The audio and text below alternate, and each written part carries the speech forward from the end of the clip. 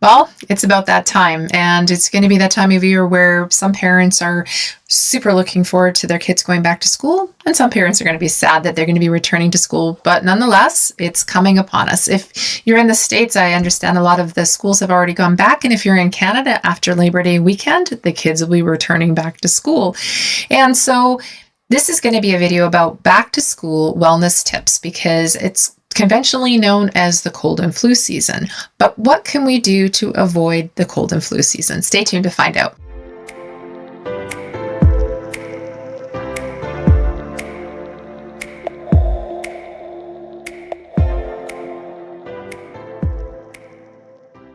Hi, and welcome to Nature's Path to Wellness. My name is Wendy, and I am a natural nutrition clinical practitioner. And today we're going to be talking all about back to school cold and flu season. We have dubbed this time of year that's coming upon us as the cold and flu season, but really, when I look at it from a nutritional point of view, I think that it's really the time of year where we start changing the way that we maybe have eaten over the summer.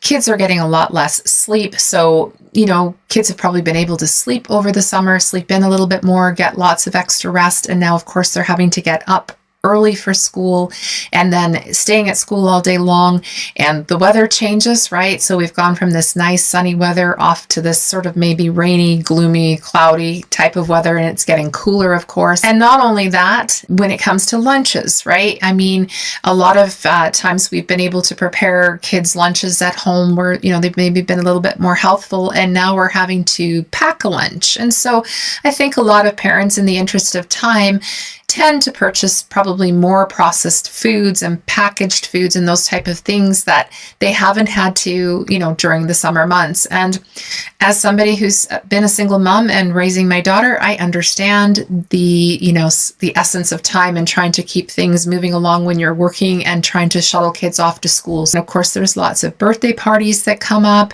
as we move further into the fall. We've got Halloween and then Thanksgiving and Christmas. And so kids are being bombarded lots of the time by these processed foods and foods with lots of sugar in them. So what can we do to make it better for our children so that we're not being part of the cold and flu season? Maybe we can just be a little bit healthier this fall.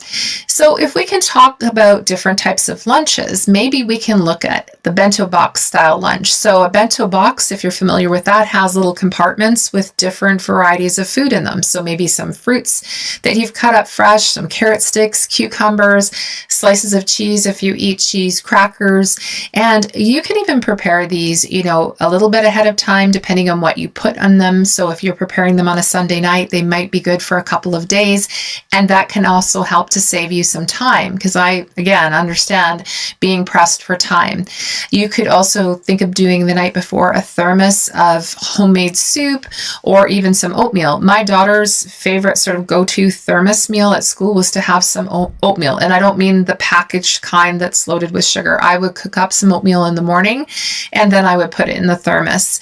And the soup, if you've got some homemade soup, of course, you can just warm it up in the morning quickly in the pot on the stove while you're maybe getting ready, and then just add it to the thermos and put it in the lunch bag with another few snacks. Making a batch of muffins at the start of the week or on Sunday, over the weekend, and then you can pop them into some Ziploc bags and put them in the freezer. They'll stay fresh for the entire weekend, and you just need to throw one of those in the lunch. You can make a little bit of extra popcorn when you're making it, and of course not the microwave kind of popcorn. We pop ours using some avocado oil and just a little bit of sea salt on top. So something like that can be a really good snack that offers a lot of nice fiber, and it can be filling as well. Just a little Ziploc to pop in the lunch instead of the packages of potato chips that you might put in. And so cherry tomatoes, grapes, and some cut up apple can also be a really good quick finger snack. There isn't much to them. Easy to peel oranges. Roll up a sandwich if you've got some wraps in the fridge, or if you want to pick up some wraps. And I mean, you can even do peanut butter and jelly in those if you wanted to. You could put some meat slices and cheese. You could put some cucumbers and lettuce and tomatoes and cheese and roll them up. And so those make an awesome little, you can cut them in half and they make an awesome lunch, which is really quick to make for you. And it's often more enjoyable than the typical sliced bread with the crusts and all that kind of thing that kids don't often like. And you can also think about trying to involve your children in making lunches. It's a great opportunity for them to learn how to do some basic things in the kitchen. They can learn a little bit of responsibility, of course, and as they grow in doing this, they'll, often be able to take on this role themselves. So you'll definitely want to be sure of avoiding too much in the way of junk food, processed food.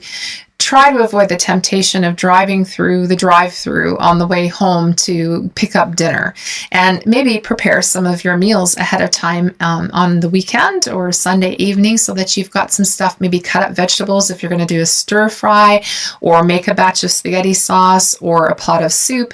And so that when you get home, you're not taxed with having to make a big meal, but you can just simply warm up something and enjoy together something that's homemade. Some supplements that you'll want to maybe consider as well for this season coming up, the back to school season, is to look for a good multivitamin that includes the essential B vitamins and minerals like zinc and magnesium. As well, that multivitamin should contain vitamin D, which is challenging to get through diet alone.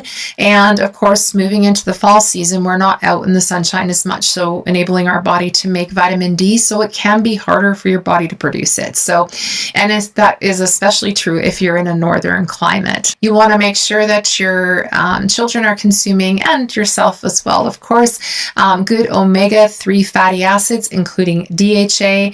And if you can find some ways to include probiotics that will help to encourage good, healthy gut bacteria. And of course, we know that the good, healthy gut bacteria is where our immunity starts. So you can do that through some yogurts. You can even take a supplement that has probiotics in it. So I hope this information has been helpful for you, and I do wish you and your children health for this upcoming season. And whether you're excited or not looking forward to it, I do hope your children have a good school year ahead of them. And if you've liked this video, consider giving it a thumbs up. And if you haven't already subscribed, do subscribe for more health and nutrition information here at Nature's Path to Wellness, where your journey to lifelong health begins. I look forward to seeing you here again soon. Take care.